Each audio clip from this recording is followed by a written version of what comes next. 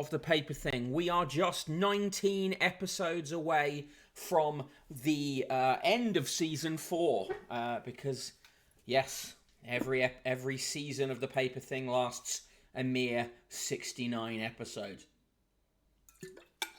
So just over 2 weeks. Oh, yeah. No, just over 3 weeks worth of paper thing shows to go. Just on, well, I guess, or you could say just under 4 weeks. Anyway, of shows to go until we reach the end of season 4 and move into the season 5. We'll do some new things in season 5. What will they be? Hard to say yet. Probably haven't really thought what they'll be, but but we will do that. Anyway, today's a 4-paper show. We've got the Sun, we've got the Star, we've got the Daily Mail, and we have the Times. We're going to be doing a speed run through the Star because, frankly, the Star is not worth picking over too complicatedly beyond the front page. But we'll be starting with the Sun in a moment, and then, of course, we have the Times and the Daily Mail. Today we have a very cursed background of COVID, a COVID Vinnie Jones grabbing a Gaza Boris Johnson hybrid in the bollocks. So do enjoy that. I hope you aren't trying to eat your lunch at the same time. But first, let's go on. Let's move on to the Sun. Have we got any? Is anyone in the room yet? No one is in the room yet, but people will be in the room shortly. I'm going to get started with the Sun nonetheless. Oh, actually, I haven't gone into the Discord and told people that the show is on. That's part of the process. Bum bum bum bum bum bum bum ba ba da ba dum bum bum bum. Oh, here we go. It is the show. At here. The show is live. Paste. Boom. In there. Hey, SK, how you doing? What's going on? Hope you will enjoy today's specially themed background. Right. I'm going to start looking through the Sun now. The Sun, on its front page, has gone with a... relaxing, good. I'm glad you're relaxing. It's good to do occasionally. I've semi-forgotten how to do it. All right, so front cover of the Sun, front page of the Sun is Danish. Hey, Dr. Josh Zans, how you doing? Good to see you.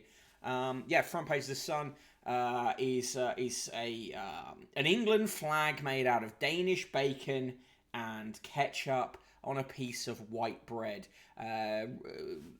Celebrating the white bread, of course, is the Sun's endless mission. And you'll find out inside that the Sun is involved in a very tedious tabloid back and forth with a Danish tabloid, but more on that later. Elsewhere, Marganosa says, England will definitely bring home the bacon as slang for paedophiles. And in the top right-hand corner of the page, we've got Italian next on the menu. Feels a bit hubris-ish to me. To assume that we're going to beat the Danes.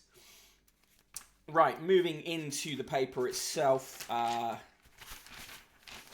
pages 2 and 3, are you the best striker in the world? Probably, says Harry Kane. In fact, he said, I'm probably unstoppable, which is, meaningless.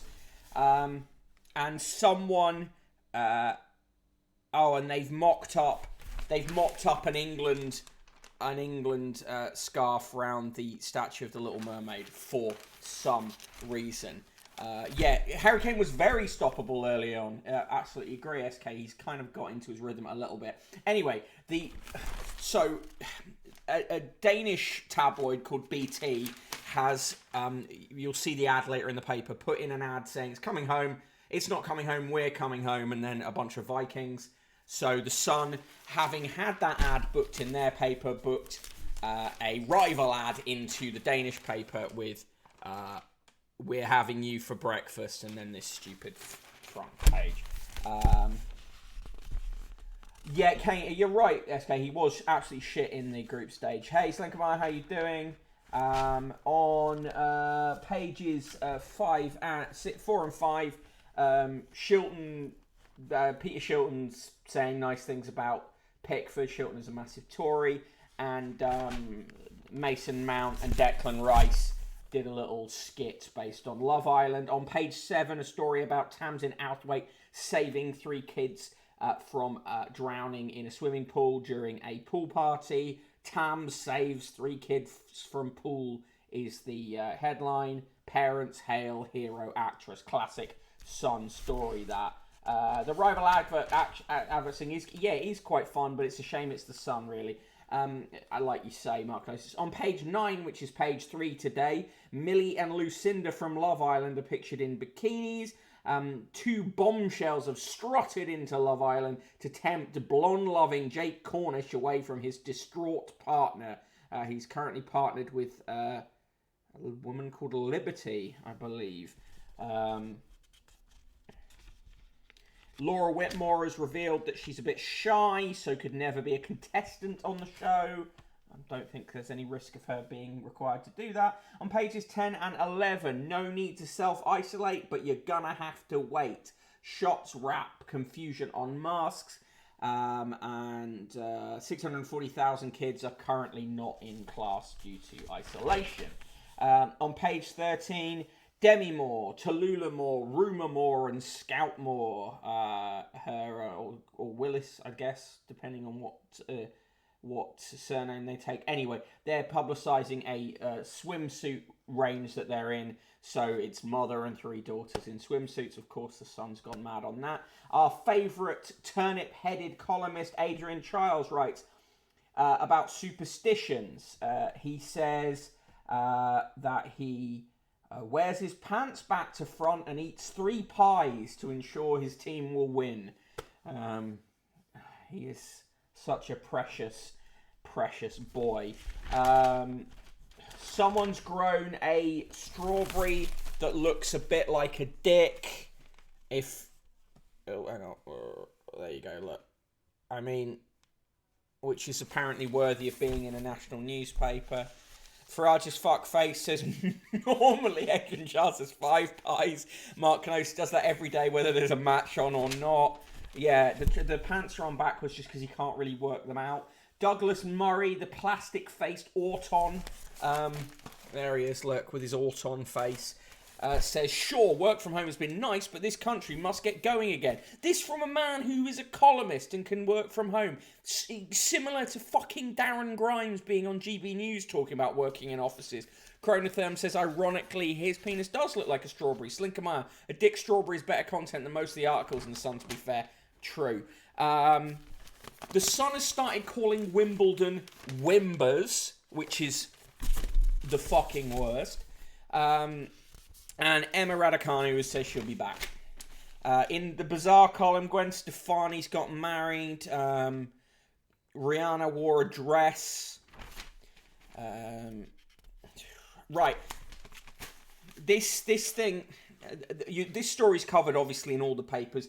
A 19-year-old man has been jailed for the killing of 2 women, Biba Henry and Nicole Smallman, sisters, who were killed. He claimed that he had fantasized or had a delusion that he would win the lottery if a massive Euro Millions lottery win if he killed 6 women in 1 month. And all the papers, the tabloids anyway, are reporting satanic killers, terror alert, all this kind of stuff. This guy was severely mentally ill, clearly. Feston Choi what you going on about? Well, we're reviewing the papers here, Feston Choi. Daily Star is better, lad. Well, Feston Choi, we're going to get round to the Daily Star. We've got the Daily Star in our pile to review today. It's the front pages are better, but the inside is not much better. Anyway, so the point is with these stories, they are reporting on this guy's obviously the delusions that ending up in violence. Yeah, and he was involved in some very dodgy online occult circles, says Mark Knossis. Yeah, but this is drawn from again, this is drawn from what gets you into those very dodgy online occult circles. You know, you're going to be drawn to that stuff if you are severely mentally ill, perhaps. Right, on pages 22 and 23, we've got more horrendous reporting from The Sun about immigration. Oliver Harvey, chief feature writer for The Sun, has gone down to Dover to do scare stories about migrants and refugees coming across the channel. Some films have been reclassified by the BBFC. So Empire Strikes Back has gone from a U to a PG. Flash Gordon's gone from a PG to a 12A. Lord of the Rings has gone from a PG to a 12A. And Rocky has gone from a PG to a 12A, which happens often with films which, you know, were made at a time where sensibilities were somewhat different.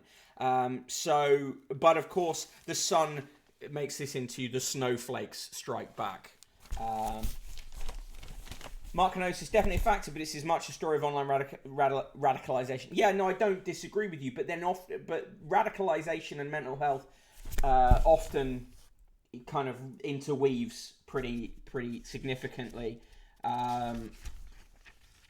Drunk has become Britain's most prolific criminal after chalking up his 675th offence. Andrew Robinson, 52, beat the previous reported record of 669. He admitted breaching his criminal behaviour order by refusing to leave a hostel after he lit up. He said sorry at Oxford Magistrate Court, but was ordered to pay £128. Robinson has overtaken Patrick Ryan, whose record runs to 100 pages. Yeah, well, once again, The Sun here completely decontextualising a man's troubled life from its reality. Hey, studying fangirl, you haven't missed a great deal. Festin Choi, what are your views on page 3? Well, The Sun claims it doesn't do page 3 anymore, but it basically does by always having women in bikinis on page 3, almost always. Not when there's a massive story on and it pushes it back. I don't know. Page 3 is one of those debates that's sort of old hat in a sense.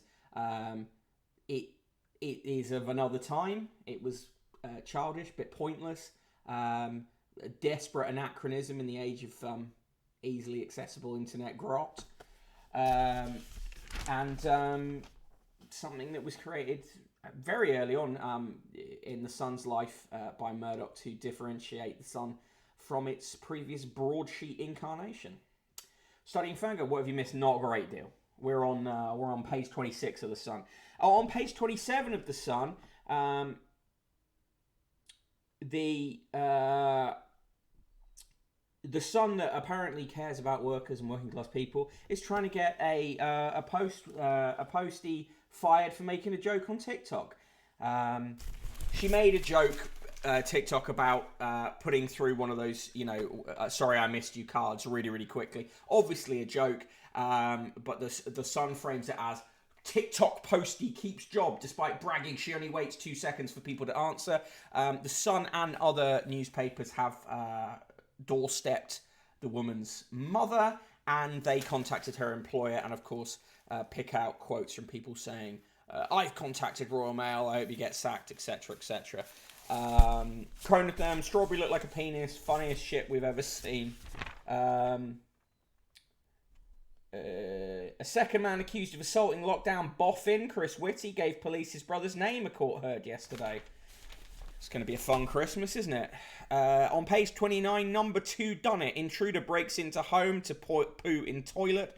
A mum was woken at 2 a.m. by a stranger who broke into her house to use the toilet, is the claim. Hairdresser Kirsty found all her valuables in place, meaning she'd not been burgled, but after being hit by a foul stench, she realised the intruder had done a number 2. Her Ring doorbell footage, great publicity for Amazon here, shows the cat wearing Bandit seconds before his break-in, shouting to a pal, I need a shit. Well, that's a bowels open and shut case, isn't it?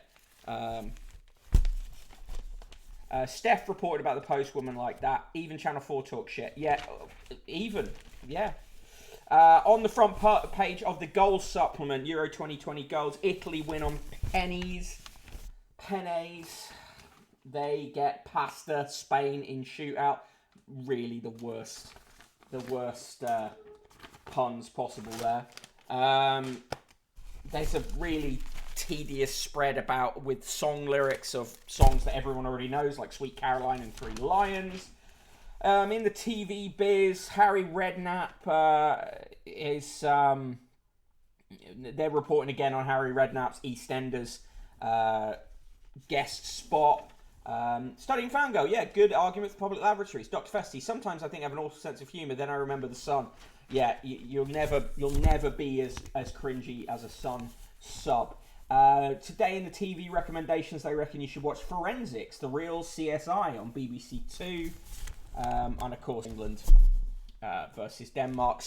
Coverage starts on ITV. Holy shit, when it's on ITV at 6:30. The game kick-off at 8 o'clock, of course. In Fab Daily, we've got another journalist writing a thing about how they are horny for Gareth Southgate. This time it's usually Daily Mail writer Samantha Brick saying why we'd love to score with Gareth. And then also we've got a woman saying, I went wild for sex after divorce and found out what all the fuss was about.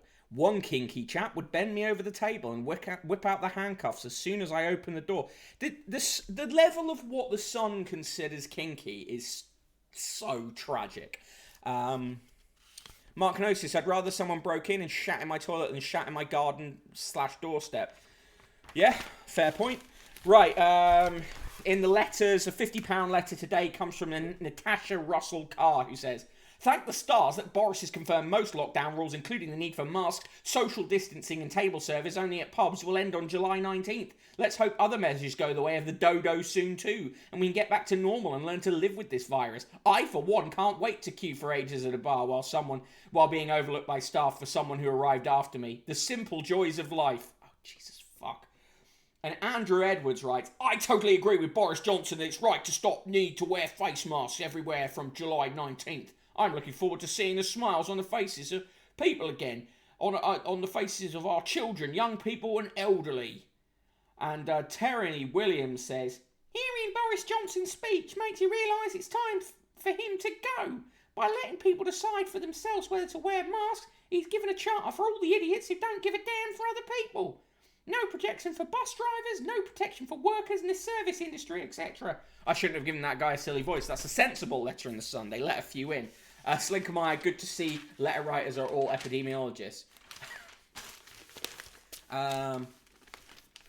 Festi said, Slinkermeyer says Sun's desperately vanilla. Dr. Festi, for real. And you know it's just vanilla flavouring because they find real vanilla extract too spicy. Mark Gnosis says, handcuffed to the table, then pretend it's a house fire. Dr. Festi, people can't smile if they're dead.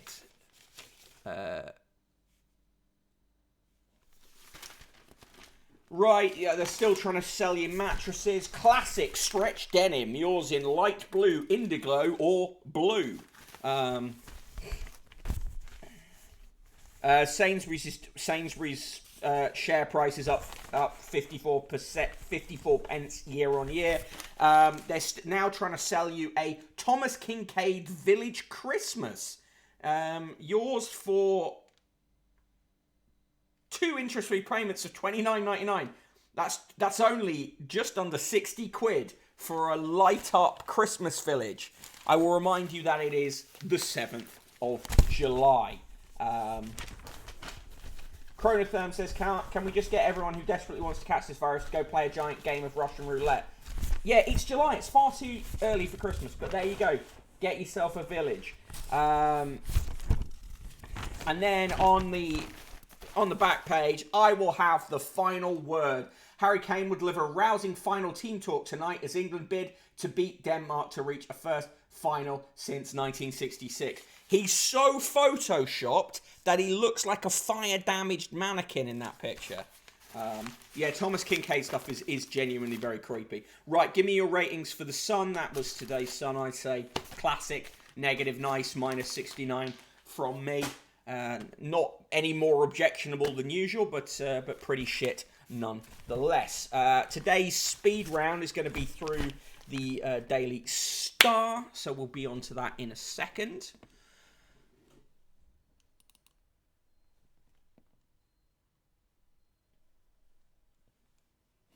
Feston Choi gives The Sun 10 out of 10. absolute troll action. Slinkermeyer gives it the double negative nice. Mark Kenosis minus 171 days to Christmas. Dr. Festi, the double negative nice. Utter bile as always. Okay, we're going to move on to the Star. A pretty good front page from the Star. Not their best, but better than some. So, after they asked readers to rub Harry's magic balls, and we got a semi, they're back for that little bit of extra luck against Denmark tonight, asking readers to touch wood. Also on the front page, you get a free England poster, which is literally they've printed an England flag inside the paper on normal newsprint. Dawn Neeson, the former editor of the Daily Star, now a columnist, offers a column headlined "Masking for Trouble," and we get a Euro 2020 pullout inside. Right, let's do the speed run through the paper itself. Hey Google, set timer for 2 minutes.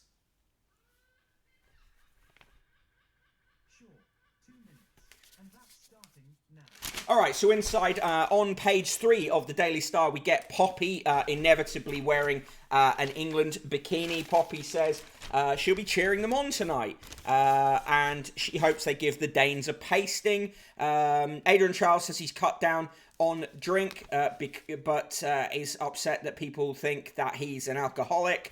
Elsewhere in the paper, various pictures of attractive women with England flags. On page 7, various pictures of famous people at Wimbledon. Rocky gets KO'd by snowflakes, is what they say about the re-rating system. A picture of Demi Moore in her swimming costume. Spud Stella still top of BBC Rich List, is their coverage of Gary Lineker, still top earner at the BBC.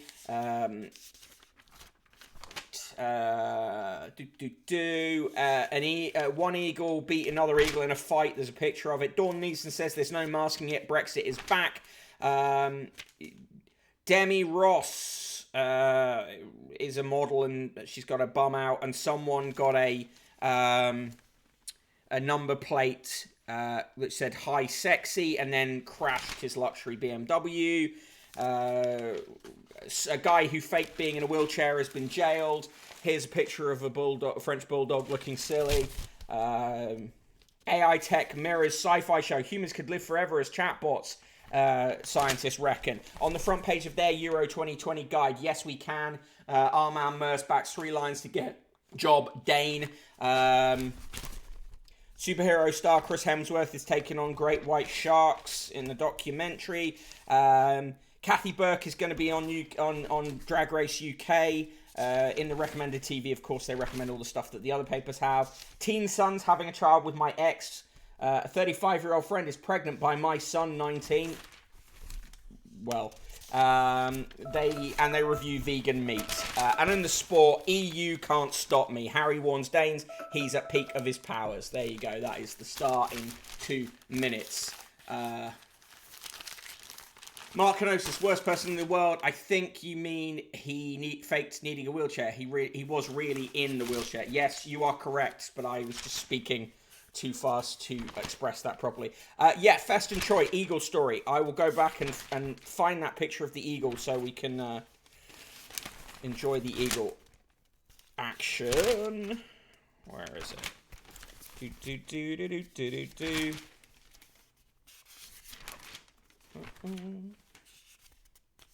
Where are you, eagle? Yeah, a talon contest winner. The stakes are high as 2 bald eagles wage war on each other. The birds can be seen trading blows as part of a dominance battle. One of the giant eagles then appeared to grip his opponent's talon before dangling the animal above the ground as it squealed in horror. The image was taken in Washington, US, by photographer Chris Ang from New York. He said the fight ended after the dominant eagle released its grip on the other one, and we're also warned that psychotic seagulls are getting bigger and more brazen as bird lovers refuse to stop feeding them. They have left one city looking like Alfred Hitchcock's The Birds, is the claim from people in Liverpool. So there you go. Bolshe eagles and angry seagulls.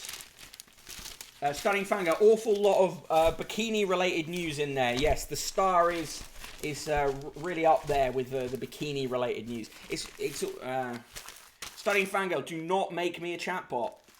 We can't promise anything. You may end up being made into a chatbot.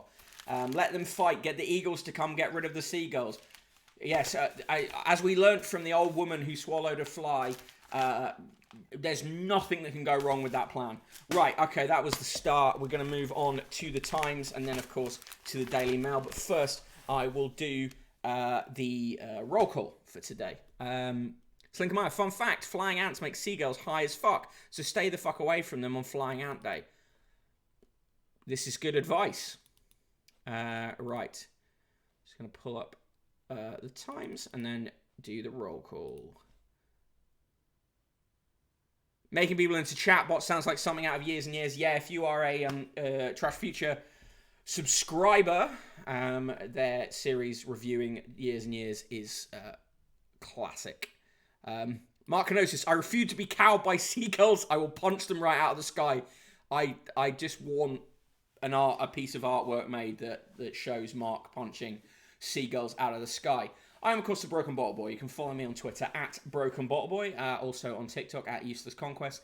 And later on, I will give you the link to the Discord, wherein many of the fine people who watch this show continue the deranged discourse outside of showtimes. In the mod squad today is SK the Crusader, who I believe is back tomorrow with a new stream, and will tell you so in the chat if I've got it wrong.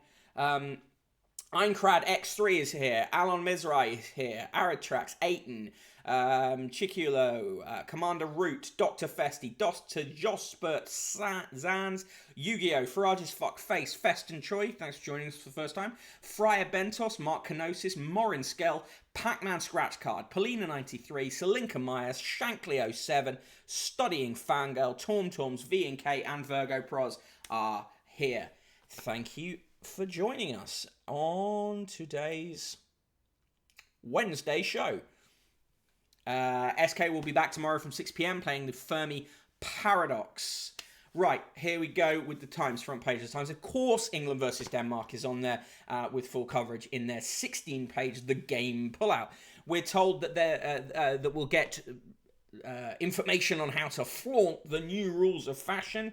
I do that already by wearing this aging Cat Power and the Dirty Delta Blues t-shirt here. At the top of the page, Johnson aims to bring football home with World Cup bid. He is pushing for a joint bid with Ireland for the 2030 World Cup. Elsewhere, we've got them briefing in that travel rules will be ditched in weeks for the vaccinated, happening on July 19th. And on the right-hand side of the page, Minister's plan, end of boiling lobsters alive in the forthcoming animal welfare sentience bill, which is currently making its way through the House of Lords. There's an intention to support an amendment that would give cephalopods, mollusks, and shellfish, see them as suffering pain in a way that would make a ban on boiling them alive mandatory. Seems reasonable. Yeah. You are correct, Dr. Festy. He will not stop. On page 3, Rashford leaps to Raducanu's defence. England striker teams up with Andy Murray to condemn criticism of the young tennis star. Specifically, the criticism by successful young woman hater Piers Fuckwit Morgan. Elsewhere on that page, player hit with biggest fine for her brother's outburst. Many siblings claim they have a right to embarrass each other, but for one player it resulted in the year's costliest fine so far at the world's best-known tennis tournament. Kristina Mladenovic, the French former number one in doubles, has been fined £5,400 for unsportsmanlike conduct after her brother Luca was rude towards a member of staff at the tournament while trying to organise transport to the players' hotel. And there is controversy as Wimbledon's architects proposed new show court images yesterday, showing the planned venue ringed by oak trees. The mocked-up pictures by Allies and Morrison depict an oval court with a capacity for 8,000 spectators in the park opposite the main site. The court will be the third biggest after Centre Court, which has a capacity of 14,000, and number one court, which holds 12,000. The plans, which include the construction of 39 new courts, have upset residents who believe the show court will undermine the importance of landscaping design in the 18th century by Lancelot Capability Brown. On page 5, there's a picture of Saka riding the unicorn thing, and some stories about various couples who are where one partner is English and the other is Danish. There is the coverage of the killing of the two sisters in the park. The Times gives it the headline "Satanist Murdered Sisters in Park." And a leading murder detective has criticised technology companies for hampering investigations, saying his team were unable to access the killer's iPad. They're being very weird about Emma Corrin changing their pronouns. There's a story in the Times about this, and there's also a full page from Alison Boshoff in the Daily Mail on it. Here is a nice picture of a days-old southern white rhino. It's with its mother, and he was second to be born at the West Midlands Safari Park near Kidderminster. The last one was born 6 weeks ago. Sorry. Right, moving on. Border Force wins new powers to apprehend Channel migrants is, of course, the way the Times covers that one. We won't return to some sort of normal until spring, says Chris Whitty. Ditch masks, but stay apart, club goers are told, because that'll work. Many shops apparently are undecided on mask wearing. COVID stops 7 million getting seen by the NHS, says the health secretary. A good story, but one that is so typically it's hidden on page 13. Border Force, I know. Men framed by corrupt police officer cleared after 50 years. 3 men who were jailed for allegedly attempting to rob a corrupt police officer nearly 50 years ago have had their convictions overturned by the Court of Appeal. Not allegedly, were falsely accused is how they should write this. Courtney Harriott, Paul Green and Cleveland Davidson, part of a group who became known as the Stockwell Six, put on trial in the early 70s after being stitched up by Detective Sergeant Derek Ridgewell. Ridgewell died in prison after admitting a plan to steal mailbags. Dr. Festi, health secretary can spit out that fact and still just go along with opening up. No surprise, to be honest, but still rage-inducing. Yeah, the health secretary is an Ayn Rand fan, so we know where he stands. There's a horrible story about a fire killing 100 animals at a petting zoo in Essex. The Malden Promenade Petting Zoo announced yesterday that it lost almost half its animals in the blaze, which broke out in the early hours of Monday at a separate site on the Dengie Peninsula, a few miles east of the town on the Blackwater estuary. Staff members, along with family and friends, rushed from their beds, tried to save animals from a burning barn as firefighters tackled the flames. About 30 creatures were retrieved, but among those who could not be rescued included meerkats, skunks, and an armadillo. Craig Williams, 41, a director of the zoo, said that 80% of its residents were unwanted or rescue animals. Yeah, horrible. The Woodland Trust is to ditch plastic guards for saplings. Large areas of the countryside will no longer be blighted. By plastic tree guards under plans by the Woodland Trust to ban them from its estate. Charities become the first landowner to commit to using more sustainable methods to protect young trees from deer, rabbits, hares and voles. Among the options are woolen guards. Not only are they biodegradable, they will help farmers, some of whom have been letting fleeces rot because the price of them is so low. Trust will also deploy more deer fences and trial methods such as surrounding oak saplings, which deer like eating, with hawthorn and blackthorn, which they don't. Yeah, I feel really sorry for the Malden Petting Zoo people. Horrible. Quentin Letts I can't be bothered with him today. There is a house which is basically called the Iceberg House. 3-bedroom property in Hampstead has come on the market for the price of £4.7 million. Strict laws had meant that when the plot was converted to a home, architects were prohibited from building any higher than the 11-foot garages that previously stood there, and instead they expanded downwards, creating a 3,451 square foot basement complete with a 25-foot central atrium, a courtyard, a cinema, a gym and a wine cellar with capacity for 800 bottles. Project was completed in 2015 and put on the market at 4.5 million. According to Land Registry records, the house was bought for 400,000 under the asking price in August 2016 by Ari Kepjan, a former a Dutch former advisor to the International Monetary Fund who still owns the property. The house is named after the Victorian actress Lily Langtry, the mistress of Edward VII, whose cousin Philip Le Breton was a Hampstead resident and chairman of the Metropolitan Board of Works. It's kind of a mad-looking home. It's like that, and then down there. Also on that page, a rather less light-hearted story. School and college staff should assume that peer-on-peer abuse is happening, even if nobody's reported it. Guidance from the Department of Education recommends. Department's Keeping Children Safe in Education document will become mandatory in sixth form and college settings for the first time in September. The guidance warns that abuse can happen outside school or college and can be hidden.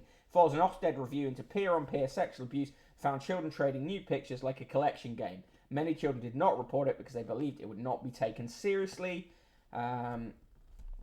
Yeah, so pretty grim. A porter and exclusive block of flats whose residents include the actor Sir Michael Caine and the singer Robbie Williams was sacked after complaining that his half-naked female boss invaded his personal space. Fatma Spence reprimanded Lee de Zoysa for allegedly being away from his desk at the reception of Belvedere Tower in the Chelsea Harbour development, West London, a tribunal has been told. De Zoysa was later called to a disciplinary meeting where he's said to have launched into an insulting rant about how Spence was dressed in yoga pants when she confronted him.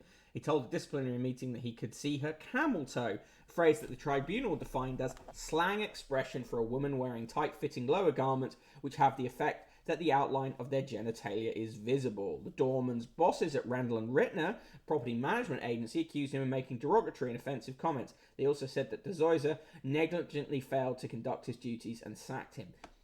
Whenever we have this stuff printed, you've always got to wonder what, because they pick, there are many employment tribunals, but they pick them for all sorts of interesting reasons, and all the time it's it tends to be certain types of people that they will focus on. And in this case, this guy is, as Slinkermeyer says, hugely misogynistic. The hearing was told that he had worked at Belvedere for 6 years. Tribunal panel dismissed his claims of sexual harassment, ruling that Spencer's outfit was inconsistent with de Zoysa's claim that she had been half naked. Although the tribunal dismissed the majority of de Zoysa's claims, it found that the management agency did not conduct a reasonable investigation. As a result, he was handed a basic award of £2,500, which was reduced by 50% on the grounds of his conduct. The tribunal also ordered him to pay £720 in costs because of the way he conducted himself over the course of the litigation. Mainly, they're reporting on this because famous people live in that building. The rock opera. That's not good. The rock opera, Annette, is getting a lot of excited reviews. It's just shown at the Cannes Film Festival. Ed Potton says headlines the headline at Ed Potton's review is "Fancy a whip-smart antidote to La La Land? Cannes do." A woman who had a 28-year-old unblemished record at Sainsbury's. Why are they talking about her unblemished record? Let's wait and see. Was unfairly sacked in a race row over a toy. Mariam Cunnington, sorry, I nearly said Cuntington. And then I said it again. Marion Cunnington, 52, was dismissed for gross misconduct last year when she said about a rabbit called Bing from a CBeebies television program, "Do you think we should be selling these in the light of what is going on with Black Lives Matter?" An employment tribunal in Birmingham was told that Cunnington was speaking to a colleague at the branch of the supermarket in Bridgnorton, Shropshire. A third co-worker overheard the remark and remonstrated with Cunnington. "Do you not know what colour I am? You are disrespectful." In evidence, Cunnington said she apologised, but the co-worker continued, "Can you not see the colour I am?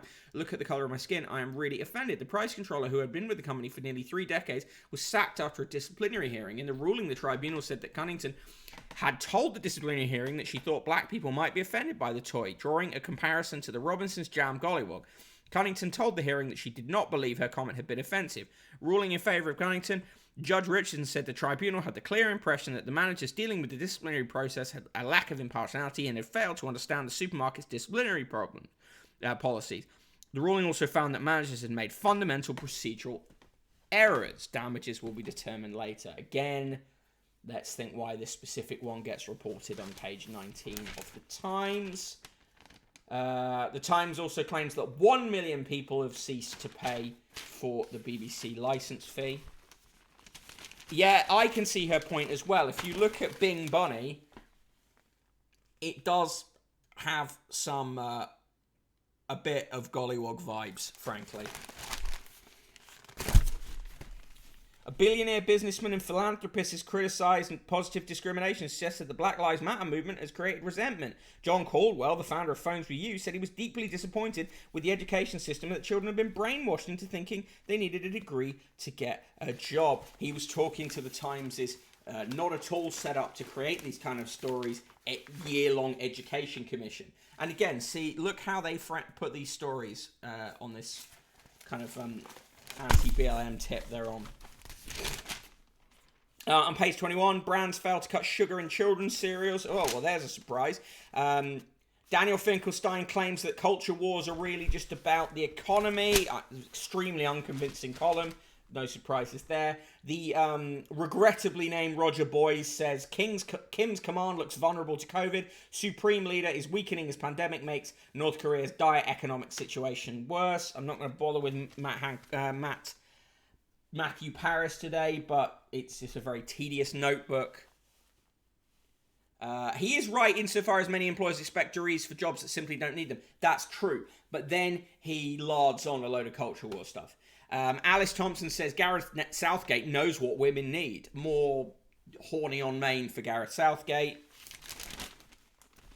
In the birthdays today, Ringo Starr is 81. Michael Ancram, Marquess of Lothian, chairman of the Conservative Party till 2001, 76.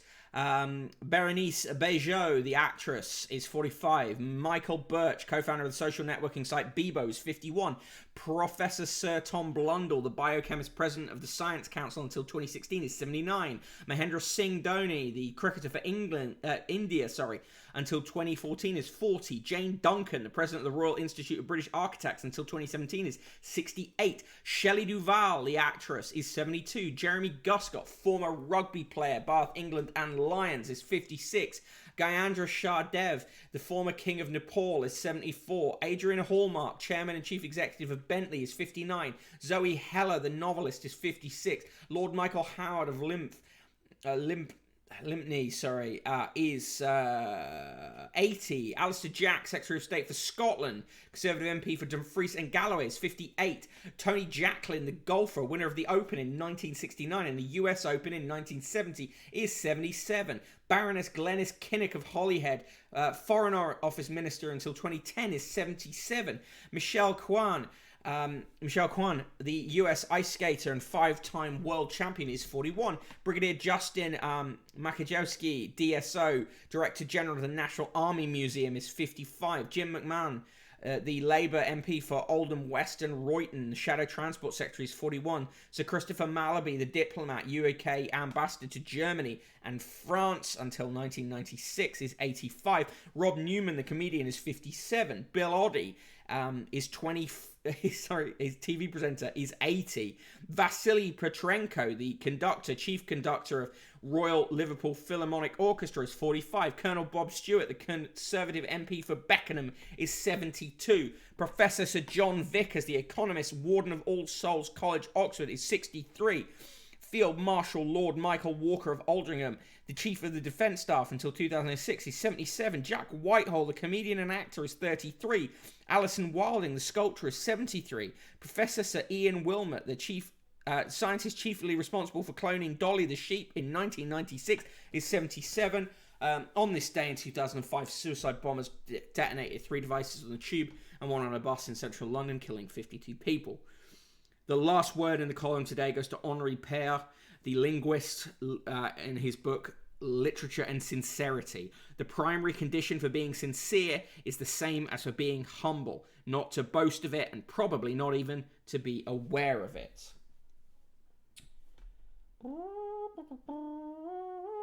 Lots of awful letters, to be honest. Gareth Southgate, calf cramper. Happy birthday to Shelley Duvall, says Mark Canosis. Happy birthday, Shelley Duvall, says also Selenka Maya. Yes, one of the most chilling horror films ever.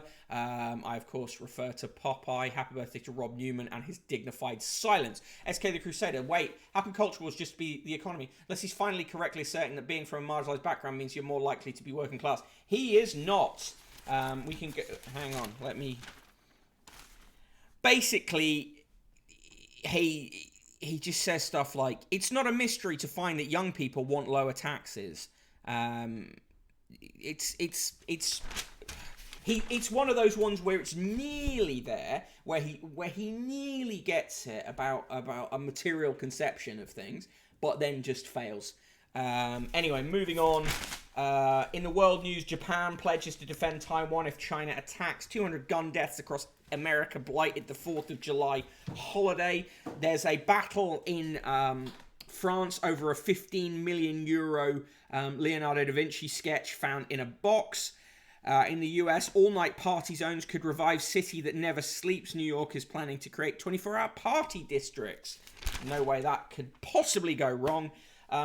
There's a sleaze scandal in Austria. The former vice-chancellor of Austria changed the law to meet the demands of a key political donor. His corruption trial was told yesterday. Well, nothing like that would ever happen in the UK, would it? I.e., I don't mean the corruption, I mean the trial happening. Anthony Lloyd reports from Afghanistan, giggling insurgents too high to talk war. Basically, they're all out of their gourd. 15 million euro Da Vinci sketch of a strawberry that looks like a penis, if only. Notre Dame poison risk covered up in France. The risk of lead poisoning after the fire at Notre Dame in 2019 was covered up by officials in a rush to start rebuilding, according to a criminal lawsuit. Again, nothing like that could ever happen in the UK. Certainly, we would never have building regulations reach a state that's... Oh, no, hang on. Moving on, Paris scraps eyesores. Again, more French stuff. Thousands of cheap seats, wooden flower boxes, plastic bollards, and other items of street furniture to be removed from Paris after the mayor yielded to public anger over ugly outdoor innovations under her leadership. Party districts does sound dystopian. On the front page of the Times too, micro shorts, bare midriffs, and the underboob. How the style set are flaunting it. It's just an excuse for the Times to publish a lot of pictures of underboobs. Sainsbury's taking stock of bid speculation as profits recover.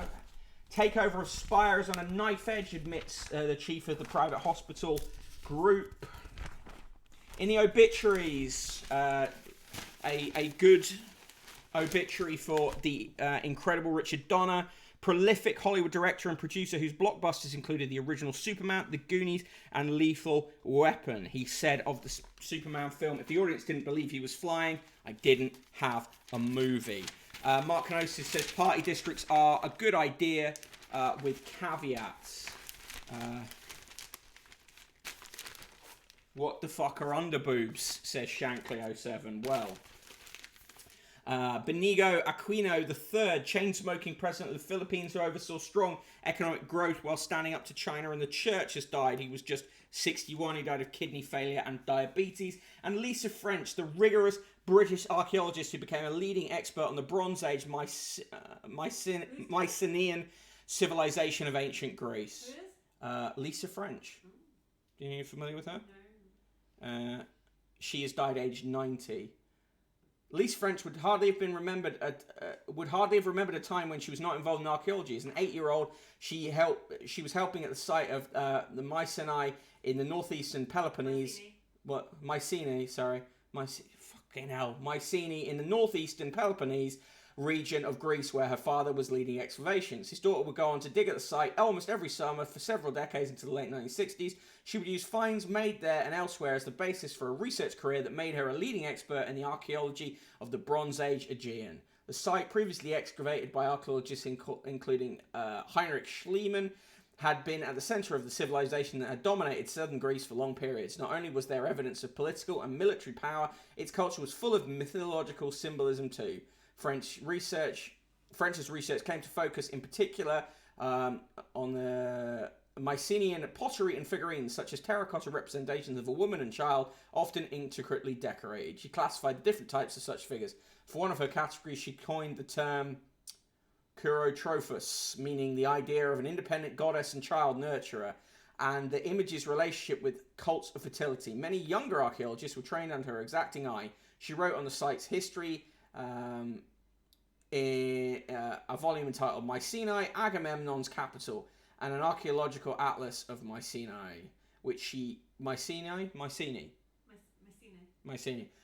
which she co-edited for the first time, located and analysed the wider hinterland of the Mycenae site. She was much in demand from other excavators in the region, needing help interpreting their discoveries.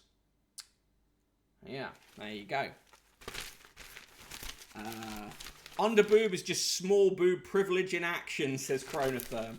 Mark Canosis says, doesn't bother me. None of the all-nighters I've DJ'd have been legal anyway. Sigmund says she's just been reading about Lisa French in the book The Cult of the Black Virgin. Okay, cool.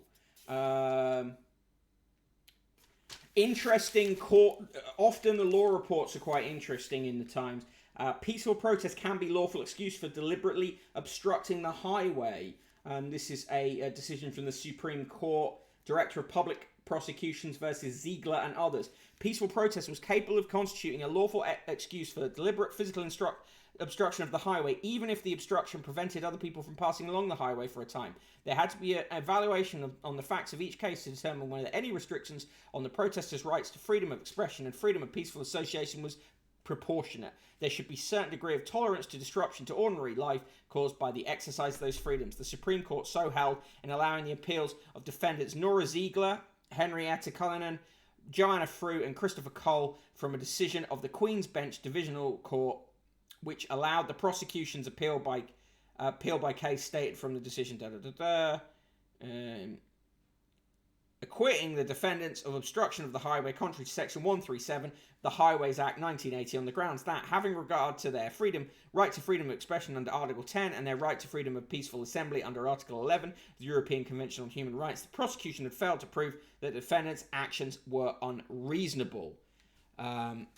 Yeah, watch this stuff as Priti Patel and the government try to push through more and more legislation that makes protest illegal. Today, another option in today's ugly trouser selection. Get yourself these Farah classic comfort trousers. Oh, they're ugly.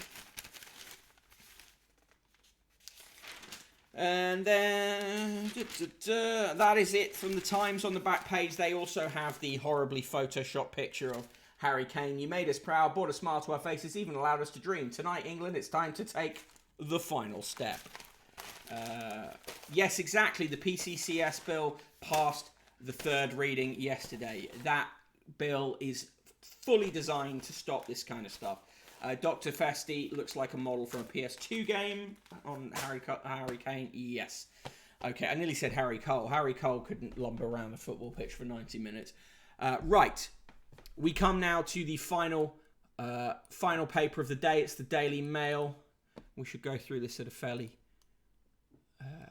pacey lick. Right, front page of the Daily Mail. Come on, England, let's make history. Of course, we've got that. And their main story is isolation, insanity, fury as quarantine rules to last until mid-August, threatening holidays and business, and ruining plans for up to 3.5 million every week. The Daily Mail, as we know, is a death cult. In the same death cult as the Daily Telegraph. Inside the paper, there's a picture of Boris Johnson holding a England shirt.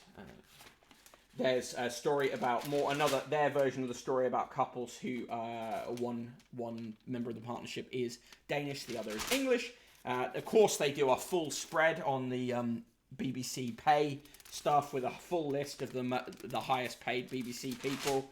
On pages 8 and 9, their coverage of the murder of the two sisters by the man who claimed that he had signed a pact with the devil. They give the headline, Satanist teen freed to murder, twisted deal with the devil to win the lottery if he killed 6 women. I don't think it is even remotely responsible for papers to put the claims of a convicted murderer and the delusions of a convicted murderer in the headline in that way. On page 11, we've got Demi Moore and her daughters wearing swimsuits, as in the other papers.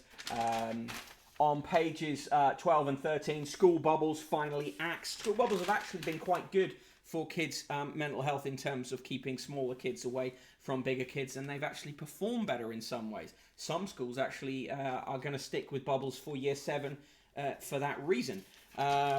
Stephen Glover says the sash has made a mockery of his entire strategy. Stephen Glover, of course, looks like a zombie. Various pictures of actresses at the Cannes Film Festival.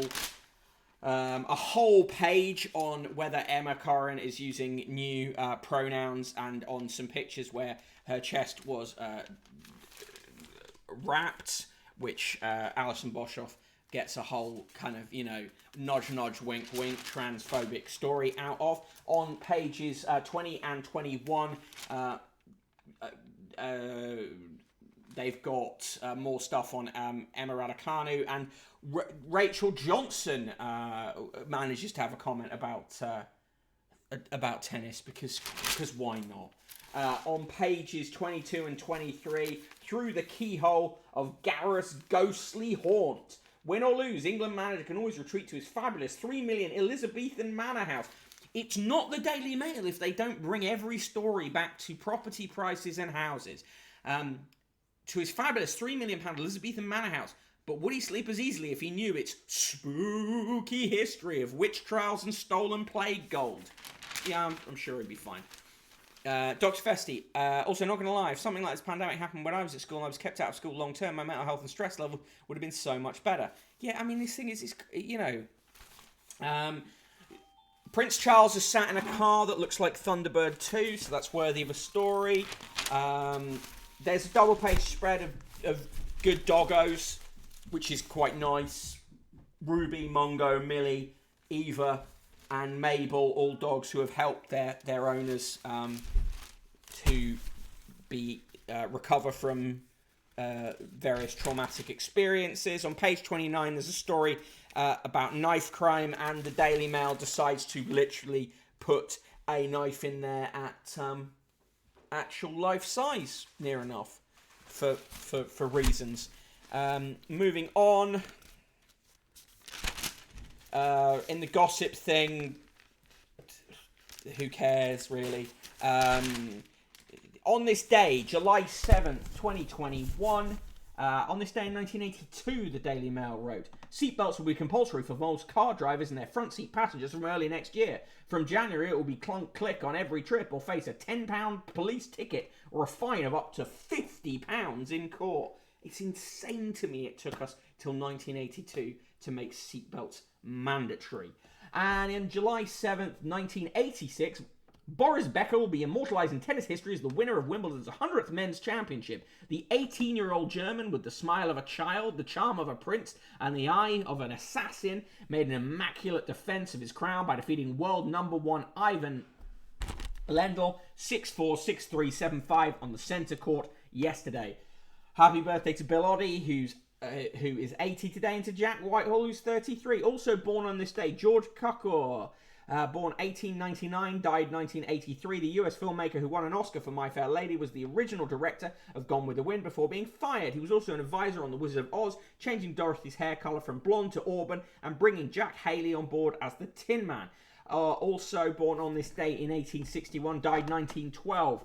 Nettie Stevens, a US geneticist, research on mealworms showed that the chromosomes that would later be known as X and Y were responsible for determining the sex of individuals. It unlocked a mystery that had baffled people for centuries. On July 7th in 1965, the BBC first broadcast its science and technology series, Tomorrow's World. And on this day in 1978, Czech tennis star Martina Navratilova won the first of her record 9 Wimbledon singles titles.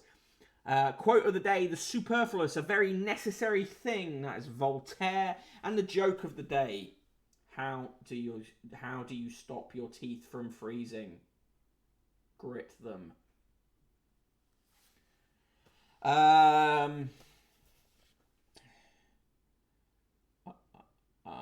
In the Money Mail, more stuff about gazumping. On the front of the Euros pull out. It's time for new Wembley icons. Gareth tells his star tonight's the night to enter folklore. What, they're going to turn to goblins? They're still trying to get you to do equity release. They're obsessed with equity release.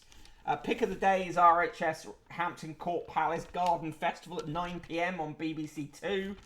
Forget the tech. What police need is Poirot's powers of observation. Forensics, the real CSI, gets 2 stars from Christopher Stevens. And Agatha Christie's England gets 2 stars also. They're still trying to get you to enter the competition to win a luxury motorhome. It's really just a horrible caravan. Garfield did a big burp. Chloe and Co sat down and talking about men. And Fred Bassett is hanging out with a cat who loves him. Fred is not so sure. In the straight-to-the-point letters, Peter Ruston of Skegness says, how many over 75's licence fees could be paid with the new BBC logo? Brian Keating says, Highways England equals archaeological vandals. A dentist would not be proud of their bridge work. Paul Kelly says, with the pain threshold the Euro 2020 footballers are showing, it's a good job they don't play rugby. Ian Stromdale says, it is indeed unfortunate that Liz Hurley's son Damien will no longer receive a £180 million inheritance. I suppose he will now have to get a proper job. Oh, Jesus. Pete Flower says, can't we regenerate high streets with some NHS dentists? Gotta train them, mate. And Phil North says, what is the problem with security cameras being in offices in Westminster? They should abide by the rule they impose on us with the thousands of CCTV cameras in our streets. If you have nothing to hide, you have nothing to fear. Jesus Christ.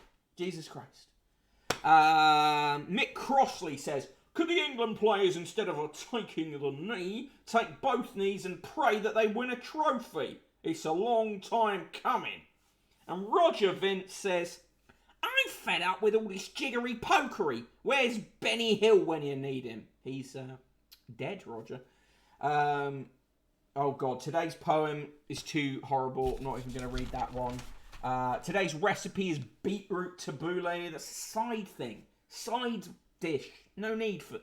Give us proper recipes. They're still trying to sell you various cruises. Get yourself the Easy Phone 9. The easiest mobile phone ever. Easy to use, big buttons, loud volume, large display screen, free SIM card, no contract. Yeah, or, you know, just have a normal phone. My gran has an iPhone and it's fine and handles that fine. Other phones are available. I'm not the BBC. I can endorse phones. Yes, if you're watching and you're an advertiser, I can endorse phones here. They're trying to still sell you that G-Tech vacuum cleaner specifically for cleaning your car. And in the sport, nothing can stop me now. Kane warns Danes, I'll fire us into the final. And English cricket on knife edge after 7 positive tests, and they've had to bring in new whatever. My granddad has a phone like that. Says Mark Kenosis, he is 90. Yeah, my grand's 89. My granddad is 90 in a few weeks. Mark Kenosis, Benny Hill is in hell for his crimes. Dr. Festi, what they're describing is basically the Doro brand of phones. Doro, good for old folks. Android with simplified user interface. Yeah, but that's the thing. But Doro is actually good. That phone is like a horrible flip phone.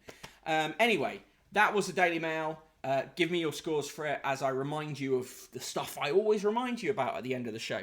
If you enjoyed the show and you want to contribute to keeping it running and also to suggest a magazine for the magazine special, go to the newspaper fund, paypal.me/conquest of the useless, and throw some coins in the pot. Also, if you enjoy the show and you want to chat with other delinquents who also enjoy the show, including me, join the Discord. I'm going to drop the link for the Discord in the chat now.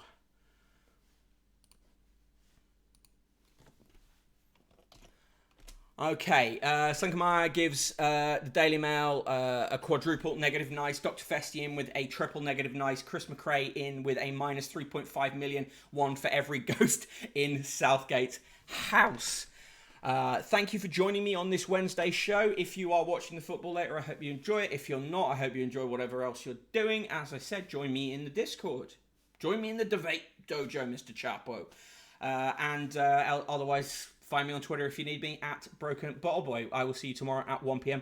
for whatever the papers have to say tomorrow. Remember, of course, that the England game is going quite late, so they may not manage to get proper responses into some of them. And Studying Fangirl is doing a read-through of the Song of Songs today with Auntie Dange at 5. Check that one out. Do get involved. Cheers, Slinkermeyer. Cheers, Dr. Festi. See you all tomorrow. Bye-bye.